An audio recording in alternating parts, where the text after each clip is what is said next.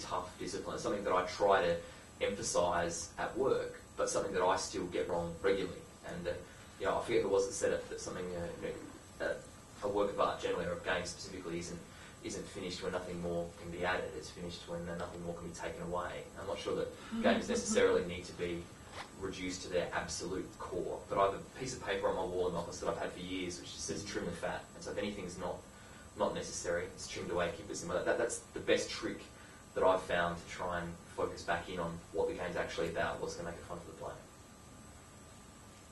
I mean, I just, absolutely agree. I think at the end of a project, you're probably the least qualified person to evaluate it in any way, shape or form. The game I'm working on at the moment was a motocross style game. Myself and the designers, we can't lose. But I've seen one of the programmers who hasn't played it as much can't win. So it's, we just have to have other people play it and actually get some proper feedback before we finish tweaking all that stuff. I think it's just actually accepting that and knowing it and making sure that you line up people where, like you say, some friends, get them around, buy them some pizza, let them play it, whatever it is, just get someone else to look at it and try it out. Do we have a question in the middle on this side? There's a question. No, I think there was one further at the back and then we'll come back to you. There's also Sky. Sorry? Oh. To just take a number, we'll get to... There seems to be a lot of talk about burnout in the industry. We're talking about it, and there's lots of blogs and discussion boards. I guess kind of a two-part question. Do you think that that's limited to this industry, or are we just making it, it just seems that way because we look at this industry? And if so, why, is that a hang-up from... It seems a lot of the people talking about burning out now are older and have been in the industry from back when, the Cowboys running it, Andrei was talking about. Is that... He didn't use the word cowboys. I heard the word cowboys. Is that something that will change as the industry grows older and becomes more of a money-making machine, that people won't be required to put so much in they burn out? That's a catch-22, isn't it? Because if the people who are in the industry learning these lessons then bugger off, then we keep making the same mistakes over and over again. And that is a huge problem in the industry, that the people who have figured out best practices aren't around to mentor up-and-comers, which, I think if you can find yourself in a situation where you're with a company with a few people who have been around for a while, then you listen to them, you watch what they do, and you try and take that on board. And then as you figure out, I'm still learning more than I'm teaching, and I'm whenever I've sort of figured some little thing out, I try and pass it on as best I can. And it is a huge problem. I think it's probably more of a problem in games than in a lot of industries, because you've got these competing things where you're sort of trying to do something creative and artistic, which doesn't really map very well to a schedule, along with this kind of relentless technical push for bigger, better, faster, shinier. And so what you end up with is projects that are generally not as well managed as similar projects in other industries. So it's something we're getting better at year after year, but I think it's still, you do wind up with these projects where they kind of balloon out towards the end and people get fed up and the result ends up being compromised, just because we haven't managed to retain those skills, that experience within the industry as well as some other related industries have. It's changing, but it's changing gradually. It's a lot better than it was 10 years ago. Also, I bet there's more burnt-out stockbrokers and game developers. Possibly. With islands of their own, I imagine.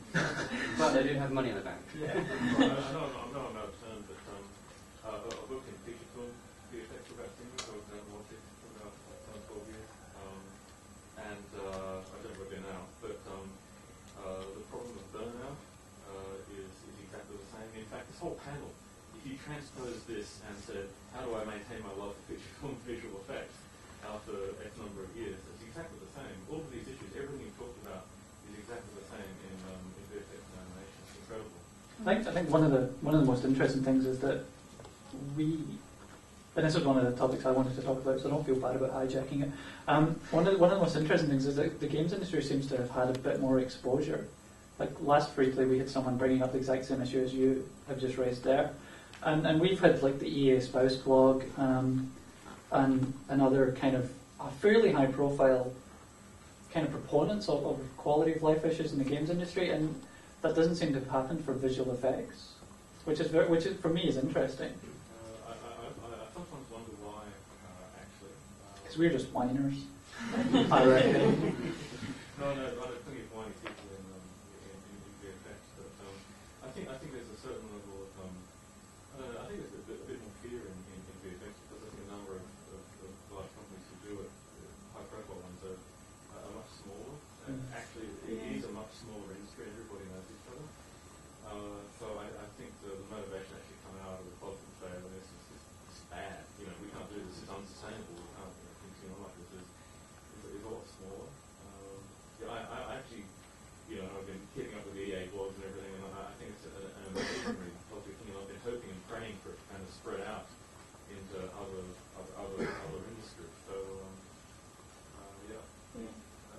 I don't know. Sort of slightly on tangent again. We will get to.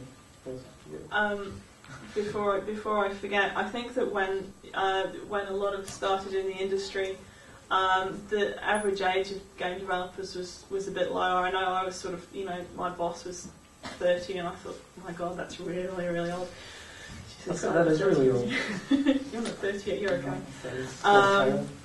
But the average age of people, was a lot younger.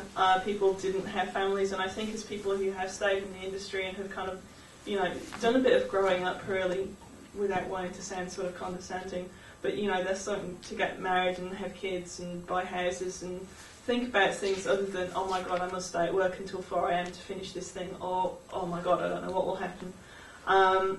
But I think then we didn't sort of feel like we had any power to change anything, and I think now, as we grow older and we're all sort of sitting there in sort of more senior positions, well, relatively, we do have a bit more power to sort of change things for the better, to kind of put better work processes in place and to kind of make that effort to make sure that people aren't working till 5 o'clock in the morning, going home, having 2 hours sleep, and then coming straight back in again. I think it's work culture as well. I think like when I first started in the industry, it was a badge of honour. A number of times I worked right through the night, and that was, it was you felt like you were strapped on the cape and doing your superheroics, and it really and it was. It wasn't that would be the worst superhero ever. Dreadful. Just useless. Spotty, pale blue people. Sitting in a dark room, guys, not fighting crime. Ability to manipulate Collins at high speed. People stacking up these enormous monoliths of Coke cans and so on, to show like how that's a useful hardcore superpower that they were, being stick around there. I think we used to think that was the best way to make better things, but it's not. And I think that more and more companies are realising that. I mean, where I work at the moment at Tantalus, I think the average age is probably a little bit higher than the average, and it's just, especially the upper levels of the company, a lot of those people have families, kids, and so on, and outside interests, and we sort of actively work at making sure that there isn't excessive overtime. It is occasionally necessary, but it really is limited.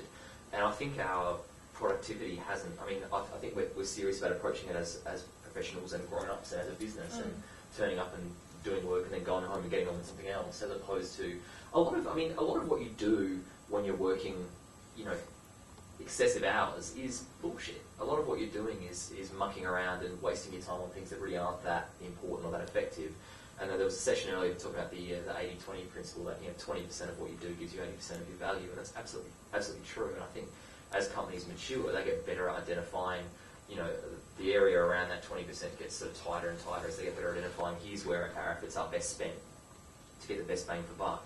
And there really isn't a great deal to be gained.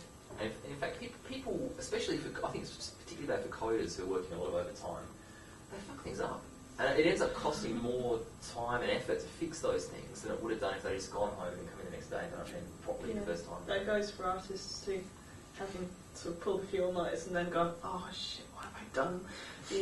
I've just deleted the whole internet or something. And, Sorry, I think we've got a backup now, so we're okay. I think things have really improved. I think that message is getting through, and I think the results of it are showing themselves.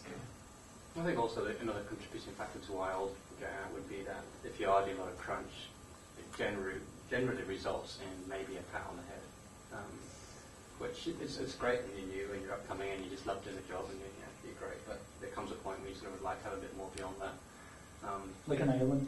Yeah, an aeroplane, a boat, whatever.